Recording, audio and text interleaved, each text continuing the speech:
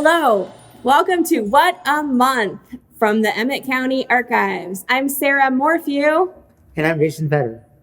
So Jason, you are on the board of the Emmett County Museum. Yes, I am. And you have been interested in our community and documenting our history for quite a while. How did you get started? Back in the end, December 2014, my family at Christmas were talking how my brother had won a slope shirt contest for the Estherville Winter Sports Festival, and we were like thinking, was that 79 or was that 80? And eventually we found out it was 80, but I went to look in the 79 newspaper archives just to see if it was 79, and it wasn't. But all the interesting things in the paper, had my interest. So can you tell us some things that happened during the month of October? Okay. In October of 1952, the Rock Island Railroad celebrated its 100th anniversary. The Rock Island Railroad has been a through point in Estherville since the 1880s or later. In 1910, we officially had a depot. 5 years later, in 1957, October 13th, the fourth and final location of Estherville High School was commemorated and had an open house to showcase the new classrooms and facilities. The library has 20,000 books available to read and enjoy. In 1967, the Novelty Nook added a new gift gallery section of their mainly bookstore at 1126 Central.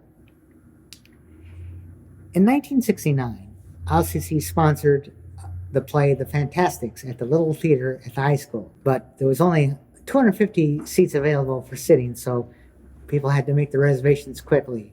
$1.50 for adults, 75 cents for kids. In 1971, in October of that year, 71, the fifth grade science class started an annual tradition of launching weather balloons. And some of those weather balloons reached all the way to Michigan and Missouri, and the kids got responses from that.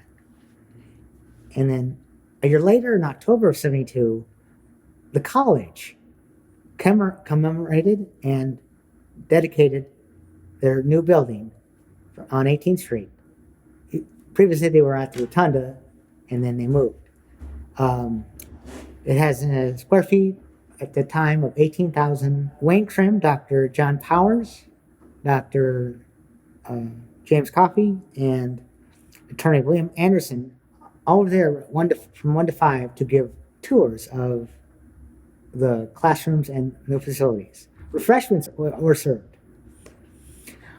October of 1975, Jaws came to Estherville theaters. Jaws had been released June 20th to quite a lot of fanfare. It was the first official summer blockbuster movie. And a picture in the October 27th paper of the Daily News showed a line forming pretty much to around the block almost, And I'm sure the theater that had a 597 seat capacity with the balcony was always full. In 1980, the jazz band, Estherville Jazz Band, sponsored an all-star wrestling event at the ESCO Gym. Wrestlers Dino Bravo, Adrian Adonis, Jesse the Body Ventura, and Bobby the Brain Heenan all were on hand to wrestle each other and have fun. The jazz band raised $1,200 that night for various trips. Lastly, in 1997, the homecoming game between the Estherville Lincoln Central Midgets and Humboldt was a success. We defeated them 38-8. Well, thank you, Jason. Yeah, thank you. That's all very interesting. Yeah. What a month. Yeah, what a month.